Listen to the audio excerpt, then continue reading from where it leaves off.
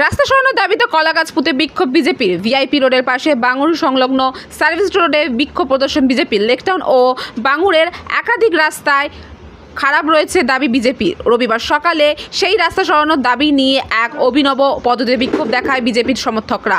VIP road সংলগ্ন Bangur service রোডে বিজেপির সমর্থকরা জড়ো হয় এবং কলাগাছ নিয়ে রাস্তায় ওপরে গাছ পুঁতে প্রতীকী বিক্ষোভ প্রদর্শন করে রাস্তা সরানোর দাবিতে। বিজেপির সমর্থকরা স্থানীয় বিধায়ক ও দমকল মন্ত্রী সুজিত বসুর বিরুদ্ধেও তাদের অভিযোগ তুলে ধরেন এবং পরিস্থিতি নিয়ন্ত্রণে আনতে ঘটনাস্থলে উপস্থিত ছিল লেকটাউন থানার পুলিশ। বাংলা শাসন 15 বছর তৃণমূল সরকারে 15 বছর ধরে এখানকার বিধায়ক তথা মন্ত্রী সুজিত বোস এখানকার বিধায়ক, আমাদের সাউথ দমদম পৌরসভা বিধাননগর কর্পোরেশন আমাদের 15 বছর তৃণমূল সরকার রয়েছে। অথচ আপনারা দেখুন বিধাননগর থেকে শুরু করে আমাদের দক্ষিণ দমদমে যে 10টা ওয়ার্ড আছে বিধাননগর বিধানসভায়, সেখানে সমস্ত রাস্তাঘাটের অবস্থা ভয়ানক। আপনারা যেখানে দাঁড়িয়ে আছে আপনারা দেখতে পাচ্ছেন এর সামনে 22 তলা বিল্ডিং উঠছে।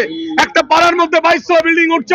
দেখুন লক্ষ লক্ষ কোটি কোটি টাকা পৌরসভা আয় করছে, হয়তো রাস্তাঘাটে এই বেহাল দশা।